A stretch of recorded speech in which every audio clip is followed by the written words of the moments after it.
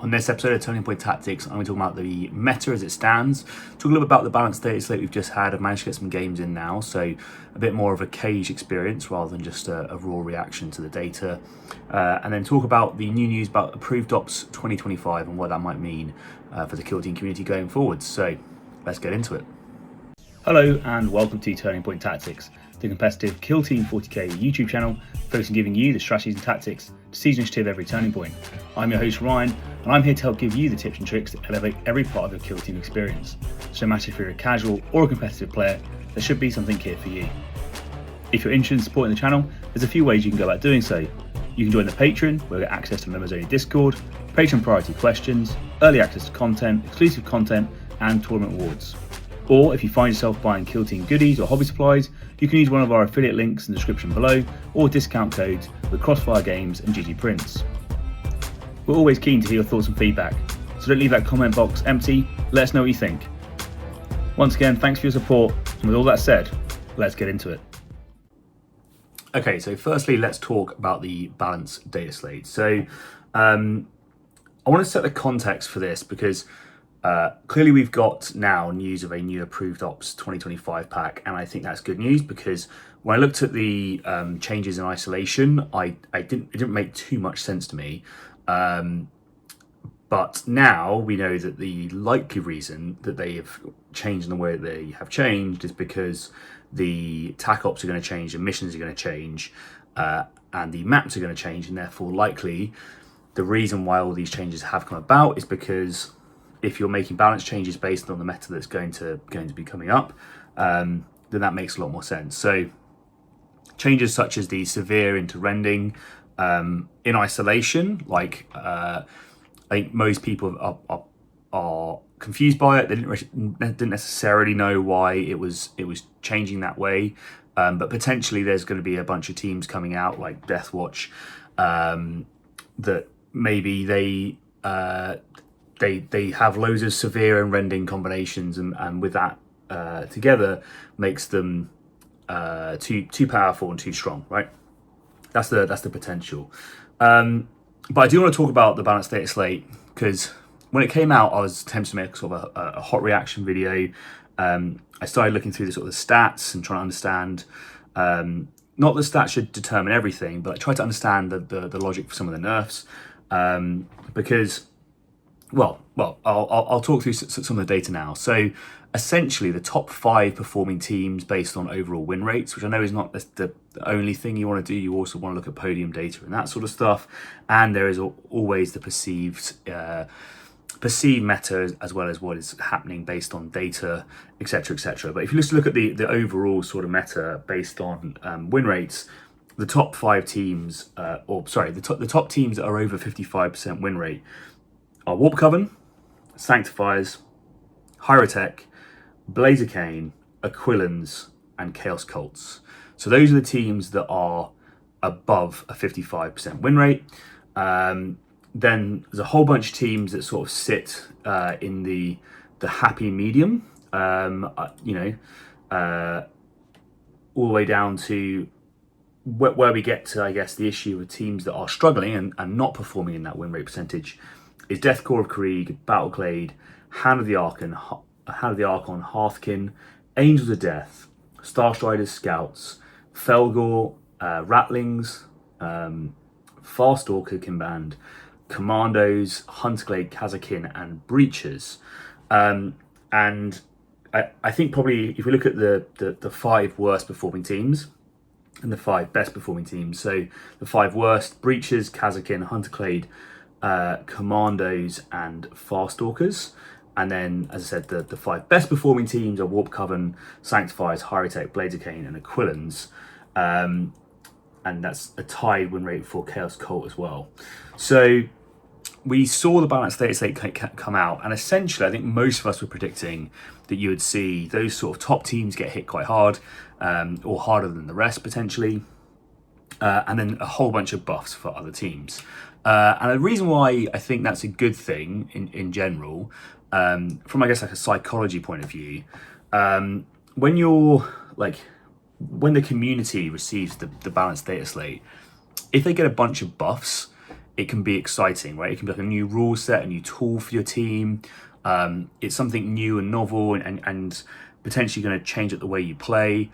Whereas if it's just like taking something away, it can often have a sort of a somewhat negative effect on your like psychology and approach to the game, right? Because it's very hard to make the positive of your team is now better because the teams that you struggled into are worse feel like a good thing, right? Like it's usually better when you go, actually your team's now better because here's this thing that you now have for your team.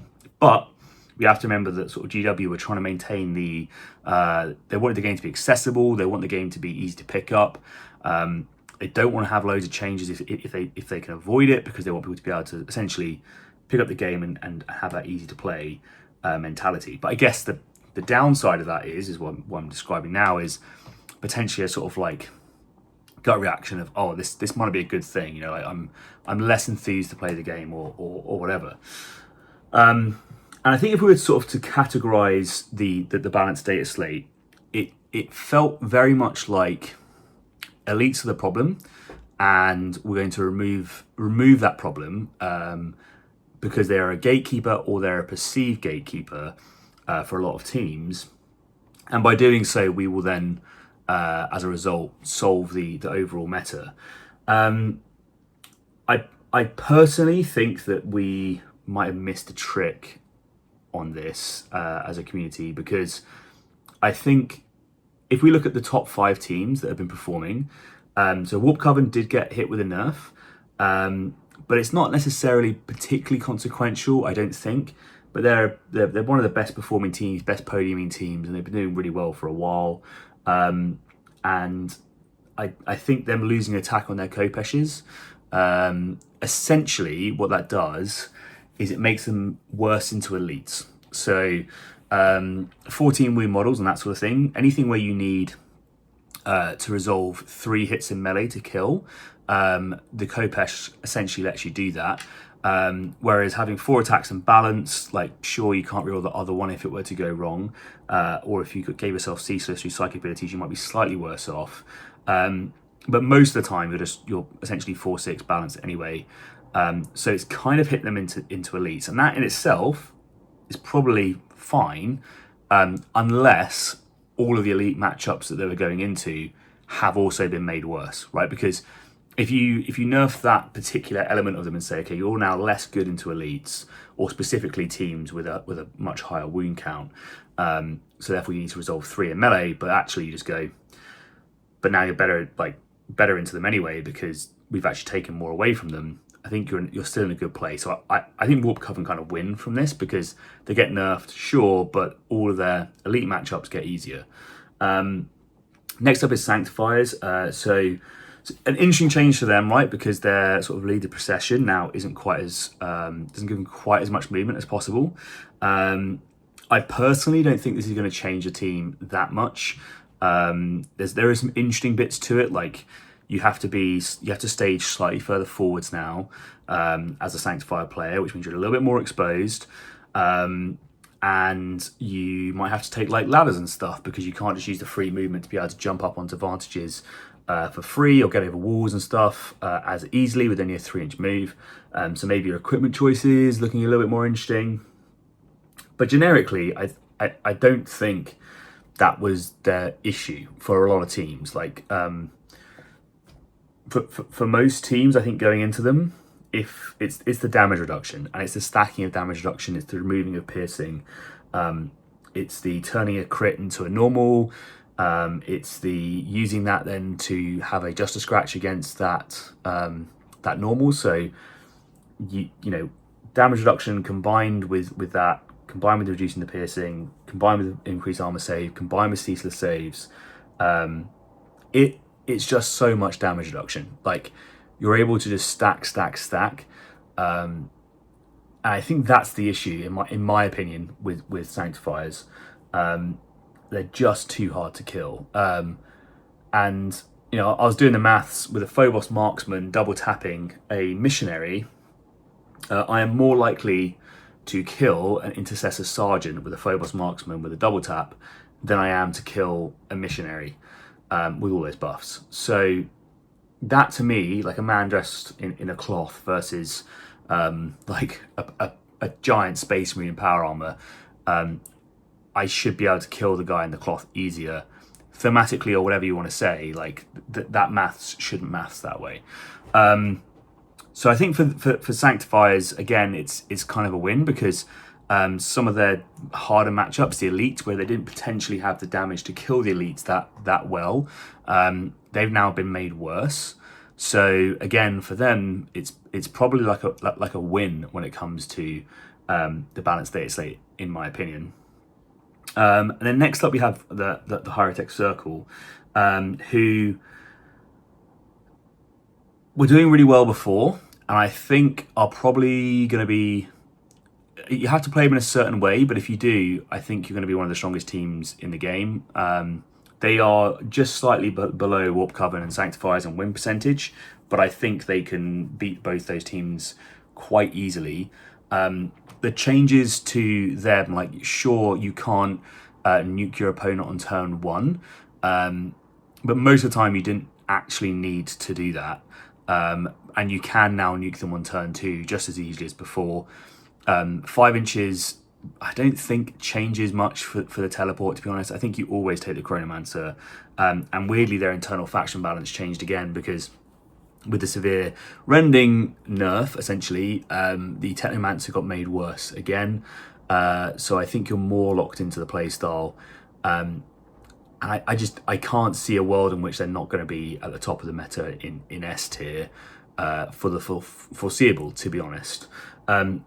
I think, sadly for them though, they really enjoyed elite matchups and they could really smash elites quite easily. I think you're going to see a lot less elites. So oddly, I think they're going to have a harder time, but they have the potential to win all of the games they're going to go into and be one of the best performing factions. But you'll probably only see that at top level play, and I think at mid tables you'll probably see a reduction in win percentage because the easier matchups for them are probably going to go away, and they're going to have more time fighting the harder matchups, such as the melee teams that they're going to go into, which requires a more nuanced and harder play style. But they absolutely have all the tools to deal with that as a team. They just need to go through and learn how to use the movement reductions, use Tesla weave, accurate 2, all that sort of stuff to survive in melee, and then either teleport, kill people, double kill, etc., etc. Use stun to their advantage. So they're in a really good place. Next up, Blades of Khaine. So Blades of Khaine were doing really well. They're on like a 58% win rate, and now like a lot of their difficult matchups have disappeared. There is a really interesting analysis here that I don't really understand why Blades of Khaine didn't get nerfed, but like a team like Phobos did, because Blades of Khaine are performing better than Phobos, like quite considerably better, but yet don't receive a nerf, and Phobos do. And I guess it's not entirely just down to stats, right? And maybe they're less perceived as a gatekeeper team, but they're definitely a very good team, and they're definitely performing or outperforming a lot of the elite teams. So yeah, like I'm amazed they didn't catch a nerf, and the fact that a lot of their main opposition did it's a win for them, right? But there is an exception to this, which I'll get onto in a second, which I think is going to be the new meta that's building, which is going to make it harder for elf teams. Although it's going to feel like an elf meta, I think it's probably not going to be, is my gut reaction, but that might change with the approved ops. Aquilans on 55%, doing really well. That's the top 5 teams. Again, no nerfs for them. I guess they have a few instances of like severe rending, but I don't think it really changes much for them, and they're probably still one of the best shooty hordes. I actually think that, in my opinion, I think Inquisition is probably a better shooting horde than them, but people are just bored of Inquisition, so in that sense it's a bit different. But yeah, they're doing pretty well on their 55% win rate. The one that is also on 55% win rate that I think is a massive winner, but is just sitting in 6th, is Chaos Cults. I think they are going to like the fact there's far less elites in the meta, because some of the elite teams are able to sort of actually bully them in melee, and you can't hide in melee with elite teams because of the way counteract works. So Chaos Cult don't necessarily like fighting elites that much. That being said, being able to do mortals on the charge, use brutal weapons and that sort of thing, they're still able to kill elites pretty easily with their torments, and they're able to generate those torments at a rate which I think elites do struggle to deal with. But they didn't like things like legionaries that could potentially 3-hit them, etc., etc. But all of that is now gone. So for them, again, a massive winner when it comes to this data slate. Now, outside of that, there is 2 other winners that I think are relevant. I think Goremongers are huge winners in this meta.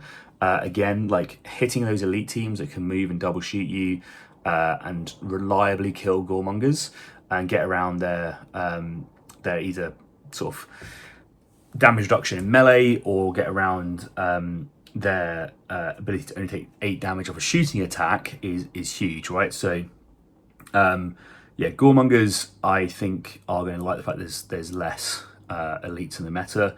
And the other one is Felgor. I think Felgor's going to really enjoy it as well. That's a team that, again, doesn't like double shooting, doesn't like double fighting, and which is what elites have in Extreme. And now they're all essentially gone.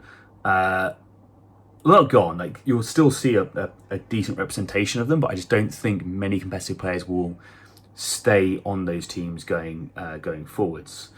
Now, this leads me on to a point, because I think a lot of people, when we talk about like the kill team meta, a lot of people view elites as like this beginner faction that most people start on when they begin the game, and in the same way as in like the big 40k meta, people will all jump on Space Marines to begin with, because Space Marines are, you know, the most popular faction, and therefore new players flock to them, and you get a representative lower win rate as a result. I don't believe the same is true for Kill Team. From what I've seen in my interaction with new players, very few of the new and casual players really care for Marine teams that much. Like, there's a few of them, sure, but it's not like a huge percentage of them. And actually, most of them, I think, unlike Big 40k, like to try and have the team that looks cool to them, or that some niche like team, like maybe like Vespid or something, because they particularly like the models, or Ratlings or Scouts or something like this. Like they have these teams that they enjoy because they like the models, and that's the way that they want to play the game, and they can get into the game at an easy entry point, rather than like, I'm going to get this team because I'm brand new and this is what the starter set recommends that I do, right? So, and you know, I think you sort of see that based on pick rate. Yeah, sure, Angels of Death has a pretty high pick rate, and so do Plague Marines and that sort of stuff, but they also were quite good. I guess, you know, they are the highest of the pick rates, elites, so maybe they do make up the biggest of the meta. But I just feel like most of the competitive players that I meet, that they're picking the team because they think they can win with it. And I think a lot of the casual players I meet are picking a team because they like the models, or they like the lore of the team. And I've not met many players, and I know this comes from a competitive background, that say like, oh yeah, I'm playing this team purely because I'm a beginner, and that's the way I want to go.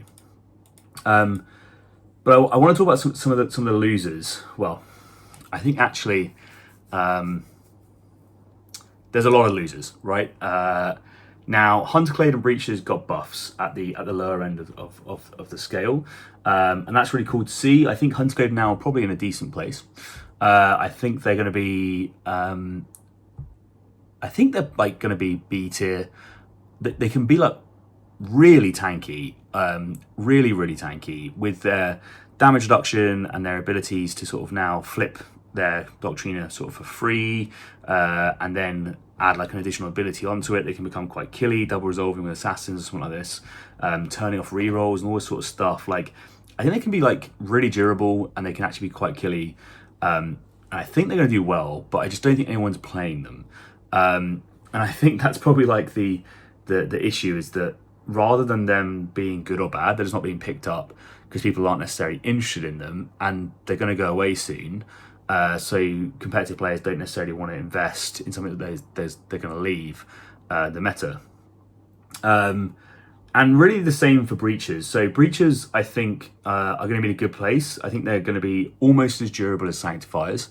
There's a few key bits that mean that they're not quite as durable, in my opinion, but you know, people can disagree. So their damage reduction is easier for them to proc, like they're easier for them to have that damage reduction for most of the game, which is a good thing. But what's harder for them is they don't have the turning a crit into a normal. They don't have the just a scratch. They don't have the ceaseless. Well, they can I guess locally get ceaseless saves, but they're probably not going to be using it that way. And they don't have the ignore piercing sort of element as well. So they don't have some of the bits of durability that make sanctifiers so durable, but they are going to go up there and they're going to be a real pick. And their buff to their wounds helps give Inquisition another choice potentially. I don't think it changes too much though. I think most of the time you're still going to just take either Kazakin or Exaction based on your matchup, but maybe there's some nuance in there which you can now investigate to make it worthwhile, where before it definitely wasn't, which is I guess overall a good thing. But yeah, sure, I think they're going to be like a pretty effective horde now. You'll be able to play them and do relatively well as a sort of B tier team, I think, just because people can't kill them very easily. But I don't think that's necessarily going to be a fun meta to play in per se. So the bottom 5 performing teams, as I said, 2 of them got buffs. But what I cannot understand for the life of me is why Kazakin has not received a buff, why Commandos haven't received a buff, and why Farstalkers haven't received a buff. If you look at, I guess that's based on stats, but also based on like perceived experience as well, right? Because for me, I think Kazakin are the worst team in the game for a variety of reasons. But the main reason that I think they're the worst team in the game is because there are 2 teams that exist in the game that Kazakin cannot interact with in a meaningful way. And that is Goremongers, because if you're like Kazakin's thing, its niche is I can do a lot of damage to a certain model and guarantee that I kill it in an activation, and Goremonger's rule is you can't do that.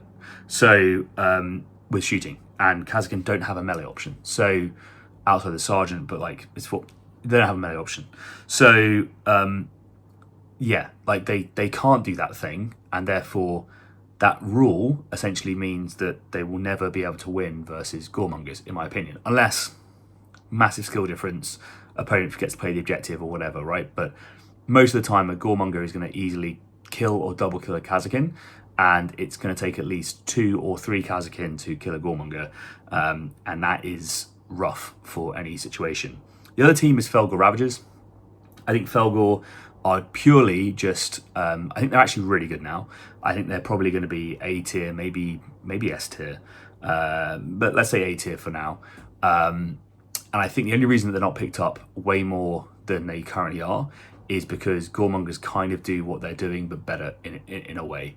So Kazakin are sort of kept out of the meta bit by those 2 teams.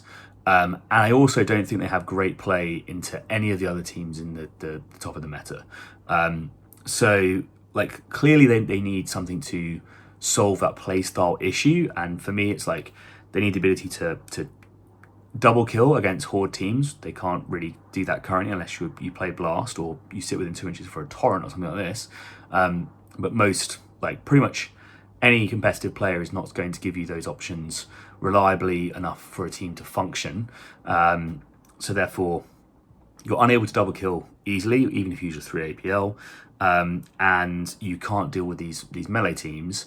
And therefore I think like they're destined to be bad. And I think it's a real shame because like at the moment, like if you're a Kazakhstan player, you're basically just go play them in Inquisition or don't play them. And the same, I guess, can kind of be said for Commandos. Like Commandos have an elite problem.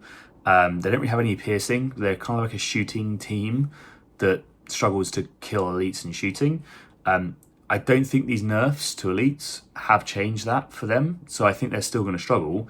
They do have a really cool ability to sort of guarantee the tac op points in surveillance, which is nice. And maybe, and this is where I'm being hopeful, Approved Ops 2025 is going to change the scoring structure for them to the point in which they can win on points versus elites, and just try and use their 10 wounds to stay alive, essentially. But I guess one of the things that they're struggling with is that elites now have more opportunity with the way counteract works to kill more during a turning point. So you can shoot, charge, later on counteract and fight and kill another orc, and potentially be killing 2 to 3 orcs per model per turning point, and that is difficult for orcs to deal with, and it also means that orcs don't necessarily have the wound stats that they used to have to get away from it. So yeah, and then I think Fast Orcers, I think they just have a really bad matchup into like Sanctifiers and that kind of thing. Like I don't think top tier players are taking them when they don't think they can actually kill a model on the opponent's team. Like if you're down to like 2 damage on your shotguns or something, and your opponent can pretty much like you need to hit everything to kill a missionary, say, with your shotgun, and they have an ability, so even that's unlikely in itself, but just FYI, and they have an ability that even if they don't make any saves, they can just spend a CP just to scratch one of those hits, and live. And even if, like, hypothetically, you shot your shotgun and you got 4 crits, they can turn one of those crits into a normal, and they can just scratch it, and you cannot kill a missionary, right? So like that missionary will be alive on 2 wounds. That is the best roll you can get with that gun. Like that as an interaction, just that can't work. Like now I know they've got more kiddie weapons and that sort of thing, and sure, like they can use those things, but I'm just saying, like in itself, the fact that is a thing is nuts to me, and feels a little bit unfair for those Farcical players. Now, maybe you solve that by more severe nerfs to the top, but I also think that people will be more excited by buffs to the bottom, because psychologically I think people like seeing buffs. Like buffs make people excited for the game. A new rule for your team makes you go, oh right, I've got this new thing that's happening, and and now I'm gonna have to figure this out, and maybe it gives me access to this matchup better, or whatever it is. And I think we could have probably gone through a lot of these teams and added those little tweaks, little adjustments, and that would have made the game really interesting. But instead we have like a little bit of lethargy where you go, we're now in a position where people are probably a little bit less happy because it's difficult to make a positive when you just say your team is worse. Sorry, your team is better because your opponent's team is worse. Is hard to psychologically like structure that into a positive in your brain, right? Whereas if you have like a buff, you're like, oh right, I now have this thing and I can see this rule that I didn't have before. That makes it easier for you to then go, yes, okay, this is a good thing, and this is how it's going to work for me. So yeah. But one of the things I did want to touch on, because it did feel like, like clubbing seals or something, or kicking a puppy when it's already down, whatever you want to say, like I cannot understand the nerf to Angels of Death. Like there were no, well, maybe it's not in my community, maybe there's a meta out there, and please do chime in if you think that I've got this wrong, but in the UK community, from the people that I have spoken to, there is no competitive player that wants to take Angels of Death from a competitive point of view. They are not viewed as a competitive option pre-nerf, right? So like people would maybe go 3-1, but like they just didn't have the raw oomph to get them across the line to win games, right? And the team has a pretty decent pick rate, but it has a 43% win rate not that many podiums for its size of pick rate, and it received multiple nerfs. Like, I understood that you might want to get rid of Jeweler because of the perceived like impact to gatekeep some teams, and a lot of Gormonger players would have said, well, you know, and Ravenous potentially, the game's not winnable against Angels of Death because of this matchup, because of this rule. But then, like, you had to replace it with something else. Surely, like, you have to give that team something. And the Sergeant nerf, like, I don't think anyone was, well, no one that I knew was of the opinion that the Sergeant was OP. Like, now that I guess you've made the internal balance better. That is true. Like, the internal balance of the faction is better because there's more of a choice between the captain and the sergeant. I think before you were almost always taking the assault sergeant, and now you're probably going to take the captain instead. But you know, that's fine. And then, like, with the sort of generic nerf to elites as well, I just feel like that team is dead. Like, and so I can't see I can't see a world in which a team with a 42% win rate receives 3 nerfs is, like, makes sense to me. Like, but a team that's close to 60% win rate receives no nerfs. Like, that's, like, I know we shouldn't be balanced just on stats alone. I do get that.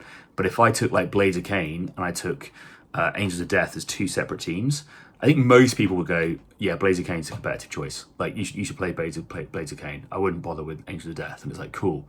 So then, like, to then take that scenario and go, cool, I've now nerfed this Angels of Death team to make sure that, you know, it's now even less of a choice.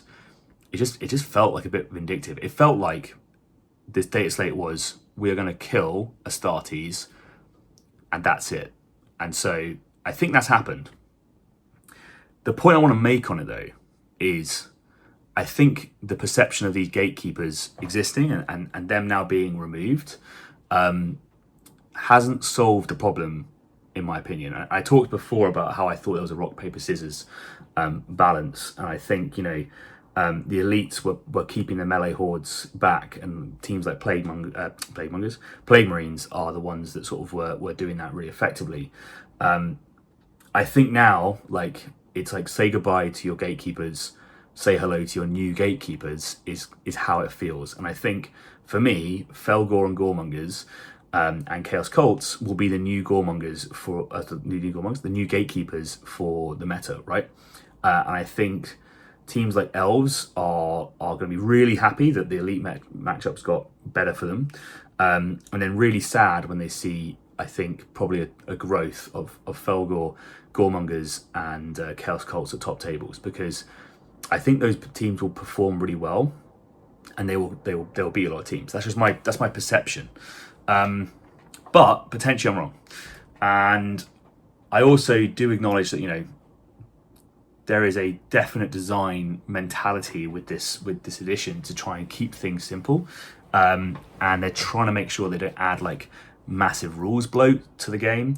And I guess, like, the other option was potentially buffing, like, you know, 19 teams or something. So maybe it's better just to go, right, we're just going to hit this team, and then we'll this genre of teams, then we'll hit the next genre of teams, and we'll just keep nerfing stuff.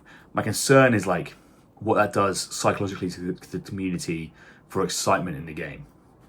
Like, are people just going to go, okay, well, it's a bit boring now because you keep just taking stuff away from the game rather than adding stuff in. And I guess that's, like, the main debate.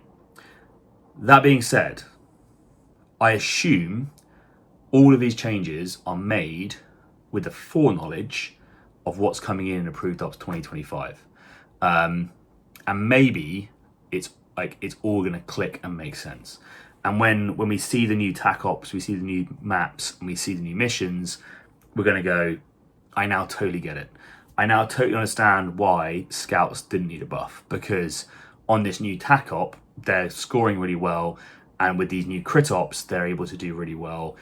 and elites actually suck, or maybe do better, or suck, I don't know. Or melee teams suck at these abilities, and the elves suck at these abilities, and Hieritech now can't play the mission very well, whatever it's going to be. Maybe there'll be a change to kill off or something like this that changes how, if you reanimate a model, it doesn't count. I don't know. My point being is there might be something there where, they've said, we're not going to nerf Hieritech the way that they should be nerfed, because we know that in this next the next approved DOPS, it's going to change. But my only sort of like counter logic to that would be, but you can have another Dataslate. Like, you could do the changes that are needed now, and then when approved DOPS 2025 comes out, you can release another Dataslate which says, okay, and we're going to revert some of these changes and do these other changes. I guess, back to the point earlier though, that might make the game more complex and less accessible for new players, which also is what they're trying to do with this edition. So it's complex, right? And I definitely don't envy the team that have to go through and weigh up, like, how do I make the game super accessible? How do I make it really balanced? How do I change the entire core mechanics of the game every year and maintain that balance going forwards? How do I let teams retire successfully and bring in these new teams? Like, there's a lot of factors there, and therefore, and alongside it, product sales and all this sort of stuff. So that's the sort of generic vibe I have for the Dataslate. Hopefully that kind of makes sense. I guess the main bit that I think is, I think there's going to be a lot of teams that are still going to underperform, in my opinion, and I think you're going to see at the top not much change when it comes to how the game performs. People are probably interested, because I was playing Phobos for a long time, and people are probably interested to know like how balanced Dataslate affects Phobos. So I will just quickly cover that, because I think it's relevant, and you can see a lot of my mentality when it comes to it. So I was preparing for the WTC. I was looking to take Phobos. I might still take Phobos, to be honest. We'll have to see. But the impact is essentially the team beforehand. Team wide, you would have balanced shooting. Essentially, like, your Reavers would get it when you moved up within 2 inches of people. Your guys, your long range gunners would get it if they stood still. You'd be double shooting with your Reavers, so your Reavers are probably getting like 4 shots off, and then so that's sort of 4 balanced rerolls. Your Vox Breaker probably gets another one. Your comms, I don't often get like one with your leader and one with your comms, but like I would say 4 models are probably double shooting most turning points. Maybe it's a bit less, but and sometimes you just roll all hits, right? But for me, like it equated to about 4 to 8 rerolls a turning point. Like, could be more with counteracts as well. It could be even higher. But usually it was like that. So like, let's say about 6 rerolls per turning point was deadly shots for me. And what that equates to when you go onto like kill percentages is it's about a 20% reduction removing that from all of your operatives. Which means Phobos have gone from like being a fragile but aggressive and killy team, but it's fast movement, but if you're out of position, or if you expose yourself too much, you will die quite easily. 12 wounds is actually very fragile. But now they don't have necessarily the reliability to kill people. The other bit which is important, which I think people overlook, but is important to how Phobos play, one of the bits of like their tech is when you move and double shoot a Reaver into an elite model, you're forecasting around 12 to 13 damage. Like, that's kind of how it works out. But they have a ploy where if you get a crit when you're shooting, you can do an additional D3 damage, right? So with that ploy, you can kill a 14 wound model pretty reliably. But the likelihood of you now rolling the crit is 10% less. So you have a 10% less likelihood to trigger the ability to be able to do the thing in the first place, and your average damage has gone from like 13 down to about 9. So you're looking now for a spike, and then to also get the crit on the spike to be able to then like on both shooting attacks, because you want to use it when you know it's going to be effective, not roll on the first one and then completely whiff on the second one and do nothing. So your reliability and variance reliability is down, variance is up massively. And I think for a lot of like, their matchups, that's a really big hurtful pain to the team. They've kind of gone back to Phobos of last edition, is the way it feels to me now. But combined with that, they were also hit doubly by the change to guard and how that interacts with counteract. Because for those who didn't know, one of the techniques you would do with Phobos is your track target model would go on guard. You would probably be in smoke or something, because you can be, or maybe not, whatever, doesn't matter. But you would then, when they move out to shoot you, you would activate your guard, shoot them, and then either, like if they didn't die and you really want that person to die, when you counteract, you'd shoot them again, or you would use guerrilla warfare and return back to conceal, right? Because you'd pay for deadly shots on turn 1 potentially. You'd get your reroll, 2's lethal 5, reroll, nice, and then you during your counteraction can use your comms to change your strategic ploy into guerrilla warfare. 1 AP counteraction. Bam, you're back into conceal, and your marksman has potentially killed a key model or pushed back a threat, and then return to conceal. Now, actually, this didn't come up at all in competitive games, right? Because it's not you doing that like is the thing that happens. It's the fact that you can do that means that people don't do something, right? So the move dash yeet a fusion grenade in your face from a Pathfinder's on turn 1 or something, or a Hieritech player doing the teleport and shoot you in the face, was the bit that you were stopping, right? That was the so what of the ability, not the fact that you are, actually using it. But now that's like, it's way worse. So you can't do that. You don't get the reliability of the rerolls, and so they've been hit like pretty hard. And I don't think they were struggling into other elites. I think that was that was an okay matchup for them most of the time, and so therefore I don't think that was the problem, in my opinion. And with all that said, right, like Phobos were on like a 50 to 54% win rate. I think at one point they spiked a little higher, maybe they got to 55, 56, but they came back down, and they've been winning okay, but they haven't been dominating. And I think for me it felt a bit odd that there was teams with higher win rates that got hit less hard than them. Now obviously I'm doing that from a competitive player that's been invested in that faction for a long time for a specific reason, tournament prep. I want to represent my nation and all that sort of stuff. So that particular nerf hit me much harder than it probably hits a lot of other people. But there's a whole bunch of people that are probably doing the same thing, and I just kind of want to understand the logic of it, if that makes sense, because they already had bad matchups. They had some good matchups, but yeah, I now feel like a team that was kind of upper middle is now probably lower middle. And they're just going to be way less reliable, 20% less killy every time you go to kill something. So you're less likely to get double kills against hordes. You're less likely to confirm that single kill against elites. And if you're going to move a Reaver out to double shoot a Melter guy in the face to make sure he dies, you really don't want that to whiff. And their CP generation, unlike other teams, is also completely variable, right? So you roll a 4 up and you might get it, you might not. So there is no equivalent really in that CP generation to get, in my opinion, the 6 rerolls a turning point that you've now lost. So that is is in my opinion a really significant nerf, and I don't quite understand it yet. Maybe with the proof of 2025, it's all going to make sense, and I hope it does. There was another bit of news that I want to talk about, which is the new teams and the data about Task Force Varial and the fact that it won't be a classified team.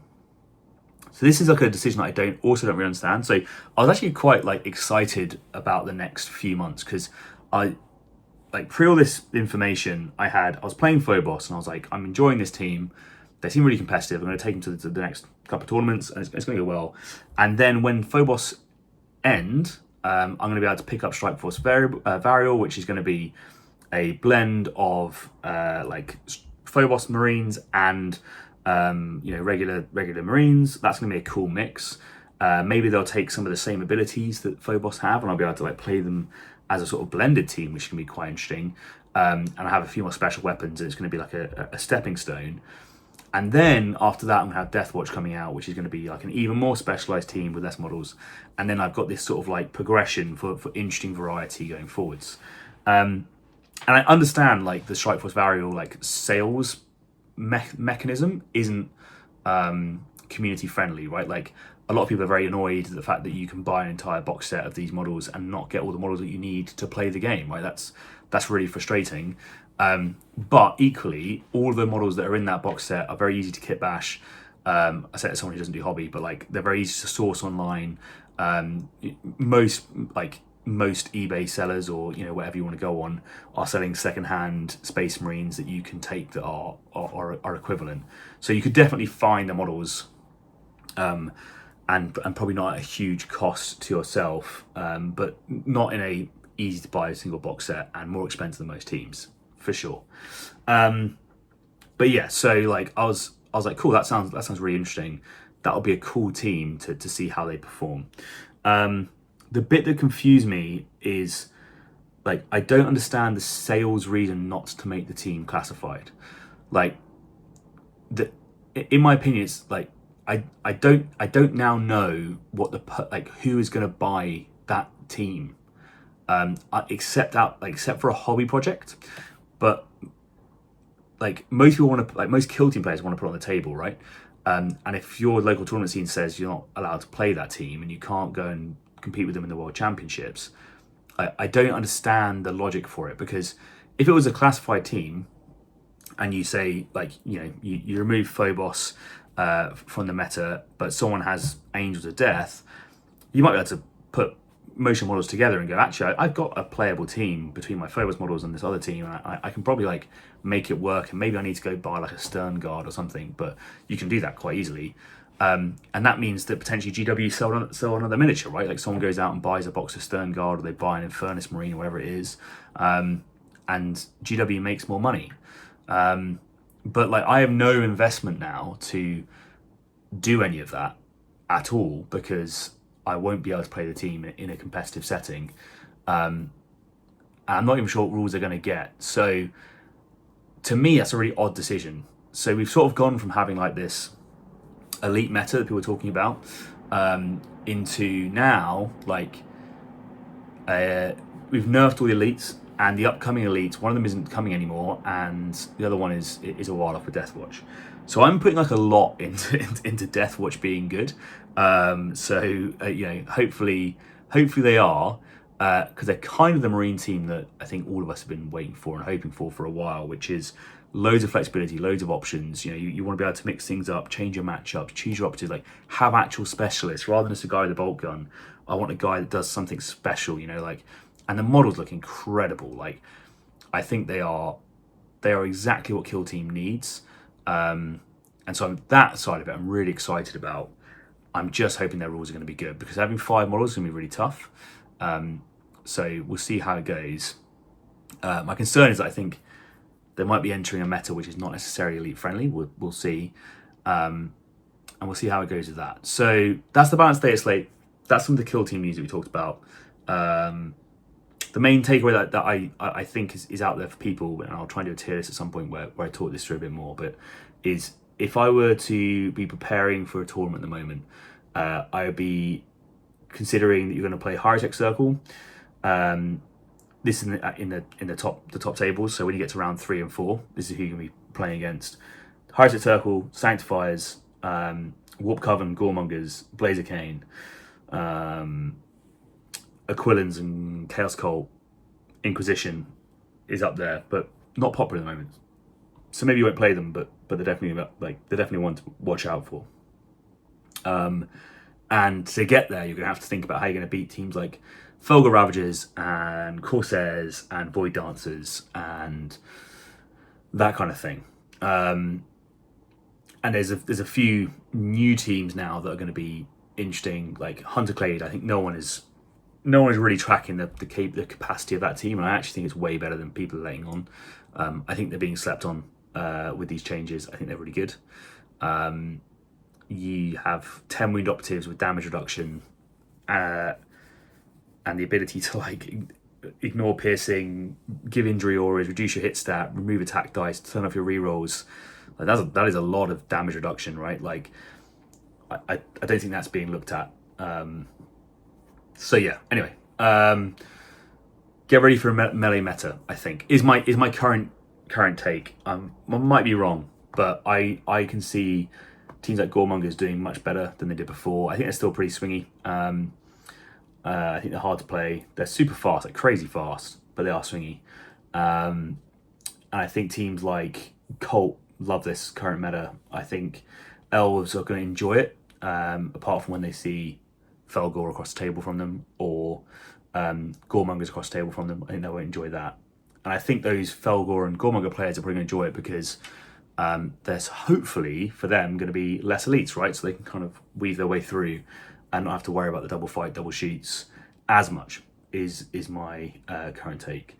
And I think sadly there's a whole bunch of teams that are going to really struggle. I think like Battleclade, for example, they probably liked the fact there was a whole bunch of elites. It was really good for them. And now those elites are gone. I think that's actually going to be a bit of a struggle for them. But I think they're an interesting team, but they're just hard to play, very cognitively different to a lot of the other teams.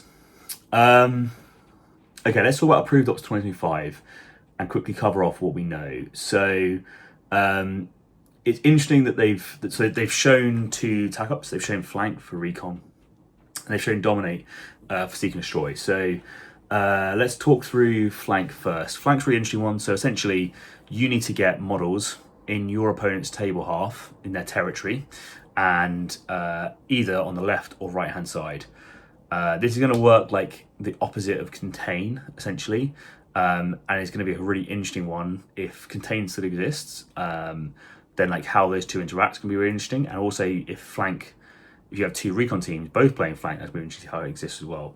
I think from initial reading, it's going to be really good for horde teams, like shooting hordes. Teams like Pathfinders will quite enjoy this, because the way it's going to work is if you out-activate someone, they are on turn 2 going to have to move models into your half to be able to counter Flank, because only models that are in your territory, either side of the center line, count towards the total APL, right? So if you are not an elite, then if you're an elite player playing against a recon player, are you going to want to throw a model into their territory just to die? Probably not. So you're going to wait back, and your opponent is going to just throw 2 models forwards, one either side, just over the side of the wholly within your opponent's territory. Either side, they're going to score 2 on turn 2, and then each turn point after that, you control that flank that you controlled previously, you get 2 VP. So yeah, you can then just commit to one side of the board or the other, and you get 2 VP. I think that sounds like a pretty good tack up. That's for recon team. That's really good. If you have a lot of activations, and you can out activate your opponent, I think that's an awesome tack up for you. So for hordes, that's a good thing. So I think horde teams are going to get better. Recon horde teams.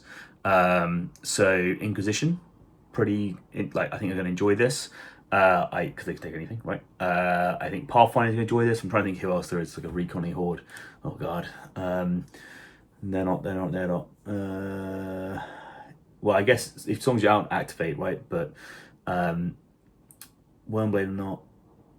There's not that many recon hordes, are there? I mean, interestingly, I think Felgor Ravagers will enjoy this, because realistically, they're gonna exist and just want to push forwards anyway. So you can sit people in the other side of the board, and that's probably a good thing. And how close do you want to run towards Felgor Ravagers during your turn is probably a good question. But anyway, interesting, and also it doesn't require any APL, right? So that's kind of a good thing. The next one is Dominate, which has a really interesting scoring condition. So essentially, The way I'm reading it is each time you kill someone, you get a token, and then you can cash those tokens in at the end of turning point 3 and turning point 4. So you can get 3 per turn. So essentially, if you're just like on a murdering rampage, you can be like, yep, cash in these.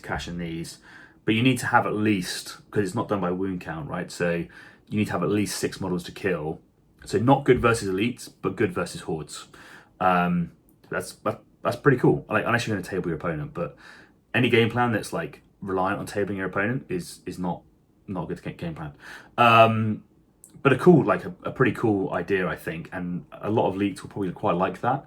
I think the interesting thing is going to be you want to be durable, because if you're taking that and you're giving yourself dominate tokens, and let's say you have a guy that has 2 tokens on him because he's got a double kill, that's going to become a high priority target to kill. And like, if you get a double kill on turn 2, you're going to be like hunted to be killed before end of turn 3 to cash them in, essentially.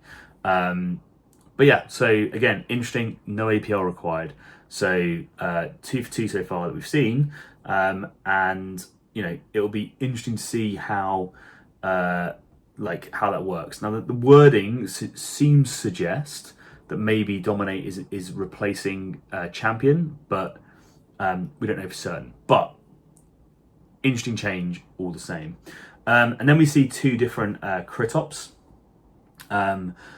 So again, like, these crit ops are there is mission actions that are in them, but they don't necessarily. So they're not 1 AP mission actions, and you don't necessarily need to do them to score, right? So reboot, you can sit on the 2 other objectives.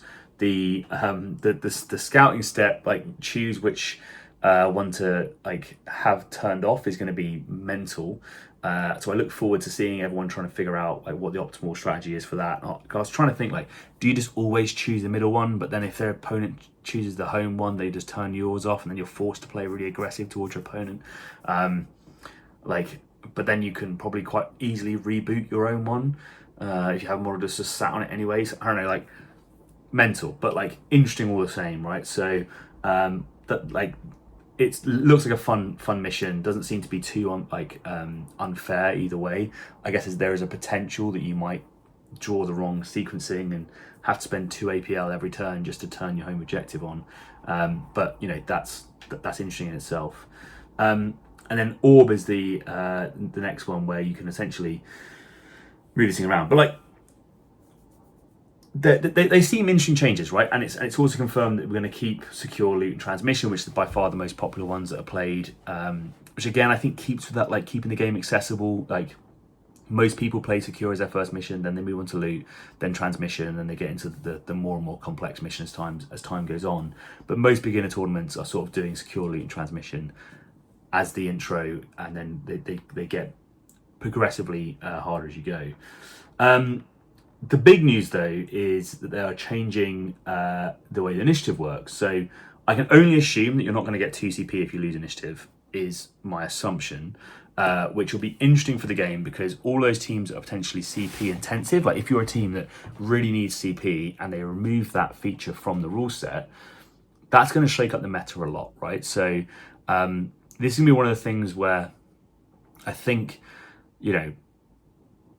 it will be interesting to see how teams perform when there's less CP in the game. Because teams like Sanctifiers, for example, they are like flush with CP. They get so much of it with the generation. They don't really care if they go second most of the time, because they're so durable, you're not going to do much anyway. So they can often go into like turning point, like 2, whatever it was like 7 CP or something crazy. It was a 6 CP, I forget what their limit is. But yeah, like, it's going to be interesting to see how those things do, and maybe those CP generation rules become even more impactful because there's going to be less CP available to you.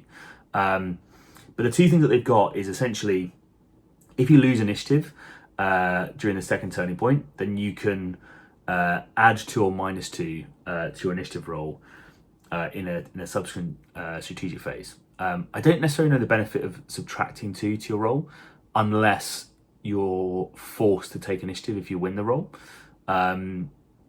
which I guess would speed the game up, like, which could be a good thing, because often, do you take initiative or do you not, is like a big decision. But yeah, so +2, -2 could be interesting. And then having initiative reroll as well is kind of big if you don't select the drop zone. So again, I kind of like that, because a lot of the time when you're doing it, you say, I want to do this because I want to have the 58% chance to win, and the reroll like really significantly boosts your ability to do so. So yeah, but I don't know who's going to win on ties when it comes to turn 1 for scouting step, because I assume that's staying the same. So there's going to be loads of changes there. But again, I like this. I think most people would agree it's a massive feels bad when you lose a scouting step, you lose initiative turning point 2, you lose initiative turning point 3, and you're just like, I'm going into the 4th turning point. I haven't had initiative once, and potentially your opponent, when they've activated, they've double killed every time that they've done it, and you just go, your first activation was double kill both times. I've got nothing left, So I think it'd be really interesting to see how that comes out. So that looks really positive. So something to be very excited for. I think it sounds again like it's going to be coming out in not too distant future. I'm going to expect it to be probably like September time, which would be interesting, because if they turn up before the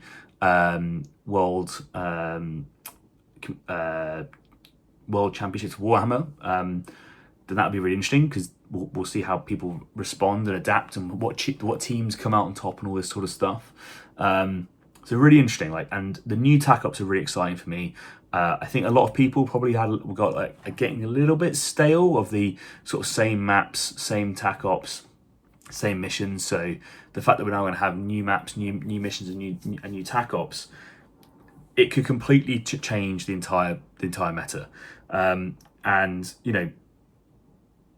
this is why it's really hard to know what's coming, because all of the balance changes, could have been made entirely with new maps, missions, and tack ops in mind, which maybe means that like Felgor are terrible, or Goremongers don't perform very well, or Hieritech suck, whatever it is, right? I just don't know. But they do, and there's I do trust in them to make the right decisions. And I hope it's going to be really exciting, and we'll see a brand new new way to play kill team. So exciting times coming up. I think the meta between now and that release is going to be interesting. It's not quite what I wanted. I'm if I'm honest, I'm a little bit like it didn't do it for me. But maybe what's coming up in future is going to be a lot better. So we'll end on a high with that, because I'm looking forward to what Approved Ops 2025 is going to bring. I'm looking forward to the new Deathwatch team. I'm looking forward to hopefully getting some more kill team in, and getting out to the WTC and all that sort of stuff coming up shortly. So hopefully that's been of some use. Let me know what you guys think. Are you excited for Approved Ops 2025? What's your thoughts on the balanced data slate? Has it been a hit? Has it been a miss? Are you happy with it? Has it helped your team out, or do you think that maybe it's just made it worse for you going forwards? And do you prefer buff hammer or nerf hammer? Do you think that buff or nerf is better or worse? As I said, I'm personally a fan of buffs to sort of bring everyone up, but maybe actually the better option is just nerfing, and that's the best way to achieve the best balance. I guess only time will tell. So thank you for watching, and I will see you on the next one. Take it easy. That brings us to the end of the episode. Hopefully you found something new or useful while listening, and if you did, throwing us a like would be greatly appreciated. If you want to make sure you don't miss any episodes, make sure you hit that subscribe button and click on the bell so you get notifications as soon as the next one drops. It really is the best way to help a small channel like ours. And if you can't wait and you do want early access, we have a Patreon where you can get exclusive access to all our content ahead of time. As always, we'd love to hear your thoughts and feedback. Just drop a comment below and we'll get right to you. Thank you so much for listening. I'm your host Ryan, this has been Turning Point Tactics, and we'll see you next week.